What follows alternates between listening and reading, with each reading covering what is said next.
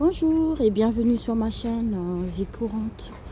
Euh, J'espère que vous allez bien. Moi ça va, tout se passe bien. Et donc aujourd'hui, ce matin, voilà, j'ai pensé vous raconter, une petite histoire. Voilà, une petite histoire que j'ai eue de la part d'une de mes abonnées. Donc, elle me dit que ça fait un moment que son mari cherche à se débarrasser d'elle.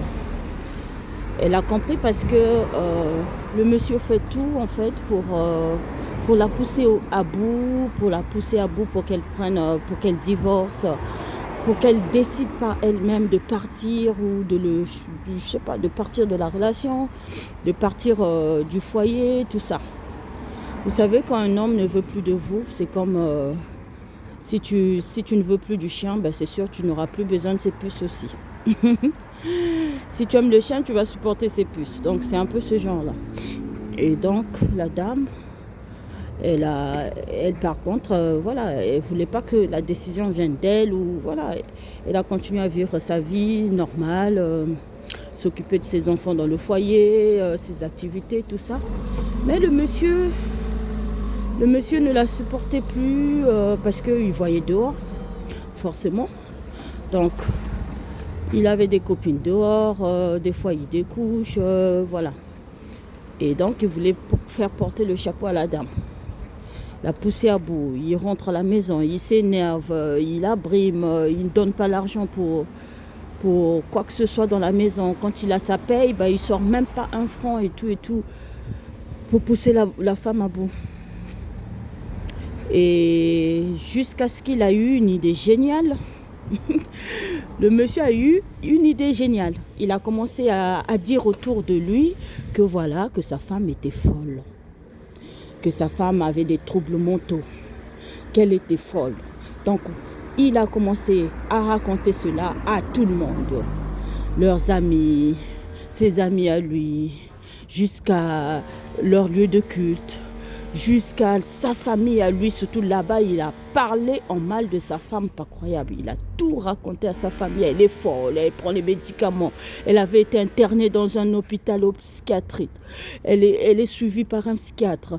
Elle prend les médicaments, elle est sous traitement à vie. Si elle laisse le traitement là, quand elle ne prend pas ses médicaments, elle s'affole. Elle tombe, elle fait des crises. On l'emmène à l'hôpital. Donc vraiment que sa femme était folle quoi. Folle de chez folle. Alors, la dame a commencé à remarquer qu'il en parlait un peu autour de lui. Parce qu'au final, les gens revenaient vers elle pour dire « Ah, mais lui, il est en train de dire, toi, tu es malade mental, que tu fais des crises, tu es suivi par un psychiatre, on t'avait même déjà interné, on t'interne. Oh. » La dame a dit « C'est ça. Hein. » Elle a même eu la même version de la part de son beau-frère. Son beau-frère aussi lui avait dit la même chose. Que, ah, mais toi, ton mari dit que tu es malade mental, que tu es sous traitement. La femme, au début, elle ne faisait pas attention. Elle s'est dit, mais pourquoi il raconte ça en fait? Elle a confronté son mari. Elle a dit, mais pourquoi tu racontes tout et n'importe quoi? Il est arrivé jusqu'à écrire une lettre à la famille de la femme. Il a écrit une lettre à la famille de la femme au pays, parce qu'eux, ils sont en Occident, en Europe. Alors, il a écrit une lettre à la famille de la femme pour dire que votre fille, elle est malade mentale. On l'interne de temps en temps ici, elle prend les médicaments. Quand elle ne prend pas les médicaments, elle est violente, elle me tape, elle tape l'enfant. Elle casse tout dans la maison, elle fait des crises. Elle tremble quand elle fait des crises comme d'épilepsie, elle perd la tête. Donc, une vraie folle, quoi. Une folle de chez folle. Alors, elle a dit au gars, écoute, tu vas arrêter, hein. Parce que quand il a écrit à sa famille, là c'était, voilà, il a écrit à la famille de la femme et c'était au moment où il avait fait un abandon familial. Il avait quitté le domicile. Quand il a quitté le domicile, les gens lui demandaient, ah mais pourquoi tu es parti? Oh, il fallait une raison. Donc c'était la raison qu'il donnait à tout le monde. Non, elle est folle, elle est malade mentale, elle prend les médicaments, moi je ne supporte pas. Mais quand même, malgré ça, il est revenu encore auprès de la folle. Quand les gens ont compris que c'était du blablabla, les gens ne se sont pas occupés de sa version. Il est rentré en famille, il est revenu dans le foyer. Après au moins 6 mois. Il revient dans le foyer. La femme le regarde. Cette femme, elle a beaucoup de maîtrise. Je pense que des femmes comme ça, merci. Des femmes comme ça, c'est pas tout le temps, quoi. C'est très rare de trouver des femmes qui ont la maîtrise comme ça. Elle restait calme dans son coin, elle paniquait pas. Parce qu'elle savait que de toute façon, quand les gens vont vérifier, ils verront que c'est pas vrai pour celles qui la connaissent. Beaucoup de gens la connaissent, donc elle paniquait pas. Et après, finalement, il est allé signaler l'enfant. C'est-à-dire, il faisait tout vraiment pour briser cette femme-là, pour l'enfermer, pour détruire cette femme et sortir de sa vie. Parce qu'il n'arrivait pas à demander le divorce, il n'arrivait pas à dire à la femme, écoute, moi je m'arrête là, je ne veux plus et tout. Soit il fait des abandons familiales, soit il va signaler des trucs. Il est allé signaler l'enfant. Il dit que non, il est allé signaler l'enfant à la protection de l'enfance. Il est parti lui-même, le papa. Il va signaler son enfant de 8 ans, quelque chose comme ça. Il va dire que non, il faut récupérer l'enfant là, il faut placer cet enfant là. Je préfère que vous placez notre enfant là parce que sa maman, elle est malade mentale. Elle est malade mentale. Donc, elle ne pourra pas supporter. Elle est en train de maltraiter l'enfant, de taper l'enfant. L'enfant même a des cicatrices. Elle violente l'enfant, elle me violente aussi. Donc, vraiment, il faut seulement aller la chercher. Il faut aller chercher l'enfant et placer l'enfant. Voilà, moi-même, je suis presque plus à la maison. J'ai quitté le domicile parce que c'est trop violent. C'est trop violent. Donc, sa maladie, là, ça devient de plus en plus grave. La femme, tout d'un coup, a reçu une lettre pour dire que madame, voilà, il y a quelqu'un qui a signalé votre enfant, que pour des violences sur l'enfant, parce que vous êtes malade mentale et tout. Donc, on va investiguer, on va prendre soin de votre cas. La dame me dit, mais c'est quoi ça? Ça devient très très dangereux. Elle a commencé à réfléchir à comment faire pour s'en sortir, parce que son mari s'éternisait sur sa malade mentale. Elle s'est renseignée auprès des gens, elle a pris des renseignements, elle a essayé de demander de l'aide aux gens, en parler à des gens de confiance, matures. Les gens lui ont dit, écoute, apparemment ton mari, il est en train de chercher un moyen pour se débarrasser de toi, pour qu'on t'enferme. Qu'on t'enferme dans un centre psychiatrique, qu'on te prenne pour une folle malade mentale, comme ça, si on t'enferme, ben lui, ça l'arrange, il est tranquille, quoi. C'est comme une forme de divorce, comme ça, il peut même demander son divorce gaillardement. Il peut même récupérer l'enfant et il vit sa vie dans la maison, là, avec ses copines, pendant que toi, ben, tu seras enfermé comme malade mental. Donc, apparemment, il te cherche. Il veut te faire enfermer. Fais attention. Alors, les gens de la protection de l'enfance ont investigué. Ils lui ont donné 2 assistants sociaux pour la suivre. Investiguer, quoi, pour voir juste étudier comment l'enfant vit dans la maison, qui venait de temps en temps à la maison, pendant que lui, il avait fui encore le domicile conjugal. Parce qu'il ne pouvait pas rester là puisqu'il avait menti. Il ne pouvait pas rester là et confronter sa femme. Donc, il avait pris ses affaires, il a fui. Les assistants sociaux ont quand même essayé de le rencontrer aussi, tout ça. Et après, les assistants sociaux ont investigué. Ils ont même donné un psychologue à l'enfant pour suivre l'enfant. La psychologue, là, elle a fait un rapport. Elle a dit, bah, c'est bizarre, mais il n'y a rien à signaler. L'enfant, pour nous, bah, ça va, il est normal, quoi. Il n'y a rien à signaler pour moi, la psychologue a dit. Les assistants sociaux aussi ont fait la conclusion. Ils ont dit, bah, nous aussi, il n'y a rien à signaler. La dame, elle est normale. On a investigué, on a vu comment elle s'occupe de son enfant. On s'est même renseigné sur le passé. C'est une dame qui a une vie normale. Elle va au boulot, elle s'occupe de son enfant, comme toute maman. Et l'enfant, il n'est pas malade. L'enfant n'a pas de signes de quoi que ce soit. Donc, la dame, heureusement, elle était pour elle calme. Elle s'est prêtée au jeu pour tout ce qu'ils ont fait, les investigations, tout ça. Puisqu'elle savait qu'elle n'avait pas de problème. Ils ont même vérifié le dossier de la femme, le dossier médical. Non, elle n'a jamais été chez un psychiatre, ni chez un psychologue. Elle n'a jamais été internée. Elle n'a jamais été ceci, cela. Parce qu'ils disaient même, oh, d'où l'on vient? On était dans un pays là. Là-bas aussi, on l'avait internée. Là-bas aussi, elle était malade mentale. Ils ont tout vérifié. Ils ont dit, mais le dossier médical de la femme n'a pas de problème. Elle n'est pas aussi malade mentale, elle est normale. Ils ont compris. Après, ils ont envoyé le dossier au juge. Le juge des enfants a conclu. Le juge des enfants a dit, ok, ce qui se passe, c'est que c'est ce monsieur-là, en fait, qui est malade. Ils ont écrit noir et blanc. Ils ont dit, on a investigué tout. En fait, il n'y a pas de problème. La dame, elle n'a rien à faire, elle n'a pas de problème. L'enfant, pas de problème, rien à signaler, l'enfant est normal. Mais c'est le monsieur. Le monsieur, par contre, doit se faire... on doit faire une expertise psychologique sur le monsieur. Ils ont dit, le monsieur, sa tête est déplacée, sa tête n'est pas bien, c'est un malade mental. Donc, le titre de malade mental qu'il donnait à sa femme, finalement, c'est à lui que le juge, les psychologues, les assistants sociaux ont conclu. Ils ont dit que, finalement, c'est le papa on doit faire une expertise psychologique sur le papa. Parce qu'apparemment, il a un peu de trouble. Parce que ce papa-là, il écrivait, il insultait les assistants sociaux. Quand les assistants sociaux partaient lui parler, il les insultait, il écrivait à l'école de l'enfant, il insultait la directrice. Il a commencé à avoir un comportement vraiment de fou. Il faisait tout et n'importe quoi. Ils ont dit non, mais finalement, c'est lui qui a un problème. Donc, c'est comme ça qu'ils ont écrit noir et blanc. Et le monsieur, quand il a entendu qu'on doit faire une expertise psychologique sur lui, il doit être suivi par les psychiatres et tout, pour voir si sa tête est normale, quoi. Il a dit non, ce que je veux faire, je veux repartir à la maison. Il est revenu dans son foyer. Il est revenu dans son foyer. Et puis voilà. Il a demandé pardon à sa femme, à tout le monde, il est revenu dans son foyer. Après, il a écrit au juge des enfants. Il a écrit à tout le monde, il a écrit au juge des enfants que non, vraiment, moi, je suis tranquille ici. On est revenu en famille. Tout va bien dans ma famille. Je suis avec ma femme et les enfants. Moi, je ne veux pas les trucs de psychiatrie là. Je ne veux pas que vous faites des expertises sur moi.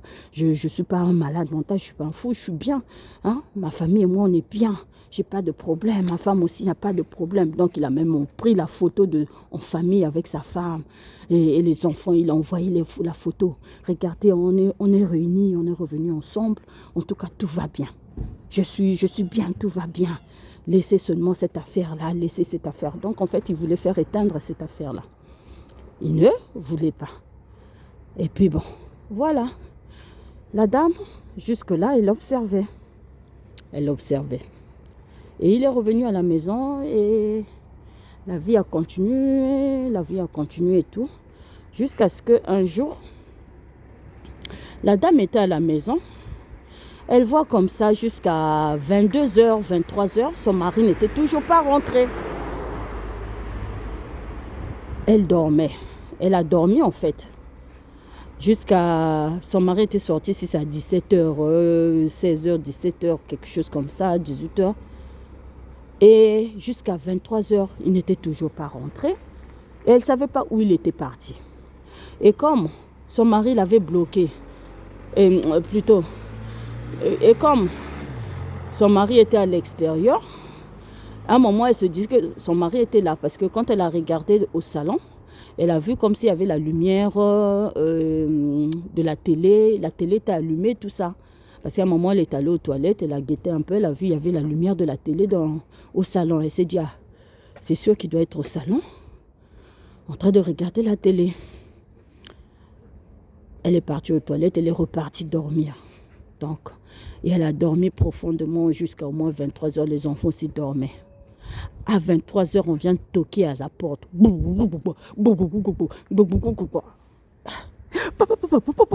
Et on toque, on frappe. Elle dit, mais qu'est-ce qui ne va pas? Elle va jusqu'à la porte. Elle demande, c'est qui? Ouvrez, les pompiers, ouvrez. Elle dit, qu'est-ce qui se passe? Il y a le feu dans l'immeuble ou quoi? Elle ouvre comme ça. Les enfants dormaient tranquillement dans leur chambre. Elle ouvre comme ça. C'est les pompiers. Donc, tout le couloir rempli de pompiers, quoi. Rempli de pompiers, les gens de SAMU.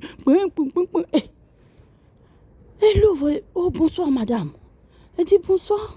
Il y a le feu. Qu'est-ce qui ne va pas? Qu'est-ce qui se passe? Elle était même en pyjama et puis le visage, tu sentais qu'elle dormait, la pauvre. Elle ouvre comme ça. Oh oui, nous, on nous appelait ici. Ici, c'est quel numéro? C'est le numéro tant, votre appartement. La dame confirme le numéro de l'appartement. Oui, mais c'est bien ici.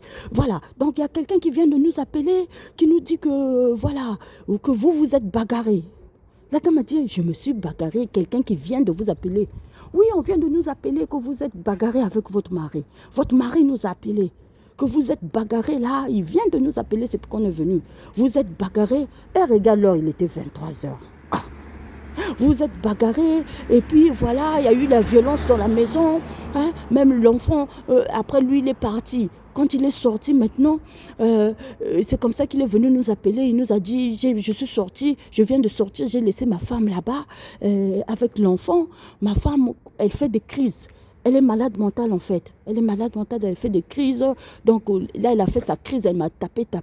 Là maintenant, elle est en train de s'en prendre à l'enfant. J'ai vraiment peur pour l'enfant. Donc l'enfant est en danger. Il faut aller prendre l'enfant. Il faut aller prendre l'enfant et puis elle, il faut l'interner. Prenez-la, emmenez-la, internez-la. L'enfant est en danger. Allez-y maintenant, l'enfant est en danger. Le pompier a dit, c'est comme ça qu'il nous a dit ça. C'est pourquoi vous nous voyez, on est venu avec 2 camions, 2 véhicules de pompiers et de SAMU. Et l'ambulance et les véhicules de pompiers.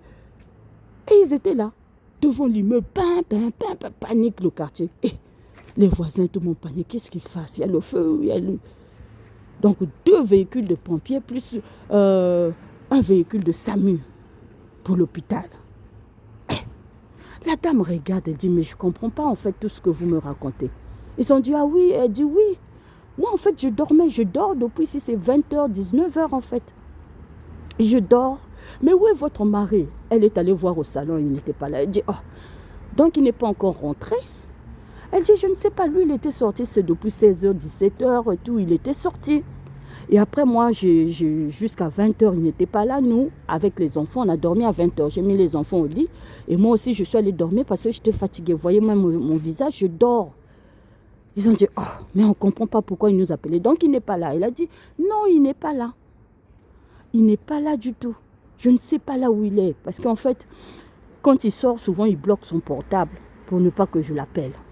Donc, je ne sais pas là où il est. Ah. Les pompiers ont dit, d'accord, on va aller voir les enfants alors. Où est la chambre des enfants? Elle est venue, elle les a emmenés dans la chambre des enfants. Ils ont vu les enfants dormir à point fermé. Ah. Ils ont dit, mais tout a l'air normal. Mais c'est quoi ça? Qu'est-ce qui se passe? Parce que il nous a dit que vous êtes affolés, vous n'avez pas pris vos médicaments. Que quand vous ne prenez pas vos médicaments, vous vous affolez, donc vous êtes très dangereuse, vous êtes malade mentale. Donc c'est pourquoi on a emmené même le véhicule de SAMU là. Comme ça on vous emmène à l'hôpital psychiatrique. Et puis nous on essaie de voir aussi avec l'enfant, tout ça. Quand on essaie de voir, parce qu'il a dit on peut même placer l'enfant là, c'est mieux de placer l'enfant. Ah, c'est-à-dire, cette femme-là était déstabilisée quoi. Elle dit mais qu'est-ce qui m'arrive? Ce problème de malade mental, ça devient sérieux. Elle a vu que ça devenait sérieux. Et le monsieur a dit non, bon, dans ce cas, ce qu'on va faire, essayez de l'appeler votre mari. Elle appelle son mari comme ça, le téléphone est bloqué. Il a bloqué son téléphone. Ça ne passait pas. Elle a insisté, elle a dit, ah, ça ne passe pas. Essayez par WhatsApp. Elle a essayé par WhatsApp aussi, rien. Maintenant, les pompiers ont dit, ok, nous, on va essayer de l'appeler. Parce qu'il vient de nous appeler, les pompiers lui ont même montré le numéro. C'est ça. Ça, c'est bien votre mari, non? C'est son numéro, vous confirmez? Elle dit, oui, c'est son numéro. Oui, c'est bien lui, il s'est même présenté. De toute façon, le pompier a dit, de toute façon, nos appels sont enregistrés. Nos appels sont enregistrés. Tous les appels de SAMU, les pompiers, tout ça, c'est enregistré. Donc, on va réécouter son appel quand on va rentrer parce qu'on va faire un dossier. Si vraiment il nous a appelé pour rien, si vraiment il nous a déplacé pour rien, c'est du temps perdu et nous, ça ne nous arrange pas. Donc, on sera obligé de lui faire un dossier pour signaler qu'il y a quelqu'un qui s'amuse comme ça à déplacer les pompiers, et les SAMU, toute une équipe, donc deux véhicules de pompiers pour des bêtises. Et ça passe pas. On va lui faire un dossier. Le pompier l'a dit, ok, moi aussi, je vais essayer d'appeler votre mari. Le pompier a lancé l'appel. Il appelle, bloqué. Il dit, ben, c'est pareil aussi, il a bloqué son téléphone en fait. Je dis, mais c'est normal qu'il bloque son téléphone parce qu'il est en train de faire des jeux en fait. Il bloque parce qu'il sait que ce qu'il a fait n'est pas normal, c'est du mensonge. Et puis la dame lui a expliqué comment son mari se comporte et tout. Elle a dit, bon voilà quoi, qu'il a un comportement bizarre. Et puis ça fait un moment, il est là, il est malade mental, qu'il diffame sa femme partout de malade mental. Les pompiers ont dit, non, il faut porter plainte parce que là, ça devient dangereux. Vous, ça ne vous arrange pas. Pourquoi vous acceptez des choses comme ça? Vous avez le droit de porter plainte pour diffamation sur vous. Parce que ce n'est pas normal ça. Ça ne se fait pas. Ah madame, Ça ne se fait pas. Nous, de notre côté, on va faire un rapport sur ça et on sait ce qu'il faut faire. Mais on va faire un rapport pour ce soir-là parce qu'il nous a fait déplacer toute une équipe de véhicules alors qu'il y a des gens peut-être qui sont vraiment en danger, qui ont besoin d'urgence. Et voilà, on est là et il bloque son téléphone et toute son histoire n'est pas vraie. Et voilà. La dame a dit, franchement, je ne sais pas quoi vous dire, mais moi, je suis vraiment étonnée. Après, ils ont dit, bon, d'accord, madame, excusez-nous du dérangement, on a dû vous déranger. Heureusement que vos enfants ne se sont pas réveillés. Et on voit que la maison est calme, on voit que vraiment vous dormiez, quoi. Il dit, non, je ne l'ai pas vu, c'est depuis 16h, 17h. Je ne sais même pas où il est, jusque-là, il est 23h. Ils ont dit, c'est bizarre, mais pourquoi il nous a fait ça? Parce que nous, on a l'appel enregistré. Ok, il n'y a pas de souci. Allez-y, excusez-nous, vous pouvez repartir au lit et nous, on va faire le reste. On s'occupera du reste. Mais finalement, on comprend que votre mari a peut-être des troubles mentaux aussi. On pense que c'est lui qui est malade, en fait. C'est lui qui est malade. Donc, on ne sait pas ce qui se passe parce que souvent, les gens qui ont des troubles mentaux, ils n'acceptent pas leur maladie, ils sont dans le déni. Ou des gens qui ont un problème psychique, ils mettent ça sur les autres, en fait. Ils mettent ça sur les autres pour essayer de se réconcilier, de s'apaiser un peu le cerveau, quoi. Donc ne vous inquiétez pas, nous on vous conseille de porter plainte pour ça, pour diffamation, parce que si ça se répète souvent, ça veut dire que c'est un problème. Et essayer que lui, il essaie de voir, d'être suivi, que votre mari soit suivi, qu'il prenne un psychiatre ou un psychologue, voilà, pour l'aider. Et nous, on va faire le nécessaire, on va lui faire un dossier par rapport à ça. Donc voilà. Bonne soirée, madame. Au revoir, au revoir. Ils sont partis. Madame est restée tranquille. Elle a dit, c'est quoi ça? Qu'est-ce qui se passe ici? Qu'est-ce qui se passe? Après, quand elle est repartie, même pas 15 minutes, elle entend la porte, clac-ta, la porte s'ouvrir. Elle regarde, c'est son mari. Donc, en fait, il a attendu que les pompiers partent. Il était seulement en bas de l'immeuble ou quelque part caché. En fait, il était quelque part caché et il attendait que les pompiers partent pour sortir parce qu'il savait qu'il avait fait des bêtises. Et voilà quoi, qu'il pouvait pas... il avait fait des bêtises et donc il ne pouvait pas sortir comme ça pendant que les pompiers étaient là parce qu'il fallait qu'il fuit les pompiers, qu'il se cache quoi. Il ne fallait pas qu'il rencontre les pompiers puisque son histoire, c'était une histoire à dormir debout. C'est une histoire inventée. Il voulait vraiment faire partir sa femme. Son objectif, c'était qu'il vienne, qu'il prenne sa femme malade mentale, qu'on l'interne dans l'hôpital de psychiatrique des fous et qu'on prenne l'enfant qu'on place. Et comme ça, lui, il est libre. Il va faire sa vie tranquille. Il récupère la maison, il est tranquille. Voilà, il fait sa vie avec ses petites copines. Donc, il mène sa vie tranquille. Parce que c'était ça son objectif, se débarrasser en fait de la femme et l'enfant. Et quand il n'a pas pu le faire, finalement, il a fait un 3e abandon familial. Il a quitté le domicile familial. Donc le gars, finalement, il a quitté le domicile familial parce qu'il a essayé par tous les moyens de se débarrasser de sa femme et de l'enfant, placer l'enfant, placer la femme dans un hôpital psychiatrique et puis placer l'enfant dans un foyer et puis voilà, se débarrasser. Finalement, il n'a pas pu le faire et c'est lui qui a encore quitté le foyer, le domicile conjugal. Il a fait l'abandon de foyer peut-être pour la 3e ou 4e fois, il est parti. Donc, la femme est restée avec ses enfants. Donc, voilà un peu les histoires, ce qui se passe dans la tête de certaines personnes. Je ne sais pas pourquoi il faut s'acharner sur sa propre famille ou si tu n'as plus besoin de vivre en famille, tu as un problème particulier ou quoi. Tu demandes le divorce. Si tu penses que c'est le divorce qui va te libérer, au lieu de faire des traumas à ta femme, à tes enfants, au lieu de traumatiser tes enfants, de traumatiser ton foyer, de traumatiser ta femme, il faut juste simplement prendre ses mesures, ne pas être lâche, quoi. Tu fais ce que tu as à faire. Voilà, tu demandes le divorce et tu pars, comme font certains. C'est tout. Mais chercher à se débarrasser de sa famille comme ça, c'est quand même bizarre. Donc voilà l'histoire de l'homme qui a voulu placer sa femme dans un hôpital psychiatrique pour qu'elle soit internée là-bas et qu'il fasse sa vie tranquillement. Et que l'enfant soit placé, comme ça il fait sa vie tranquillement. Et il y a pas mal peut-être des hommes ou des partenaires qui font comme ça à leurs partenaires. Je pense que c'est très très très malhonnête et c'est très très dangereux. C'est une arme vraiment destructrice. Et à l'époque, j'ai eu à suivre un film comme ça, mais ça c'était un film. Cette histoire, elle est réelle. C'est une histoire vécue, ce que je viens d'expliquer. Mais moi, à l'époque, je me souviens quand j'étais un peu plus jeune, j'avais regardé un film comme ça. Un homme qui avait fait interner sa femme alors qu'elle n'était pas malade. Et heureusement, une fois, cette femme-là, quand l'homme-là est allé la voir, parce que de temps en temps, il partait voir sa femme au moins une fois l'année ou 2 fois l'année.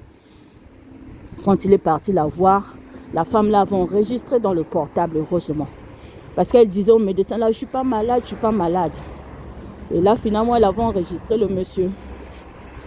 Elle a enregistré le monsieur, il ne savait pas. Il était là, il parlait à la dame dans la salle de réception. Il a dit, tu vois, je t'ai fait interner. Et puis, j'ai pris les enfants.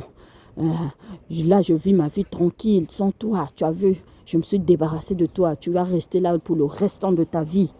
Tu vas rester malade mental dans cet hôpital psychiatrique. Et personne ne va te croire. Parce que tout le monde sait que tu es malade.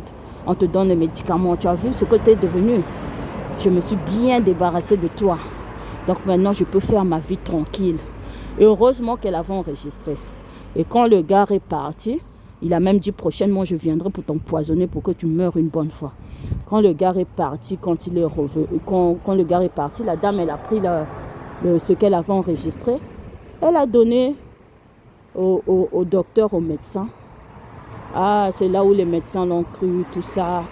Et c'est comme ça que la dame était sortie de l'hôpital.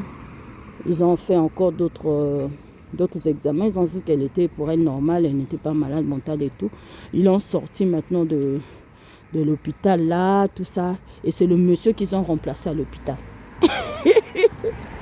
Parce que souvent, ceux qui accusent les autres de fous, en fait, c'est eux-mêmes qui sont fous. Ils sont dans le déni.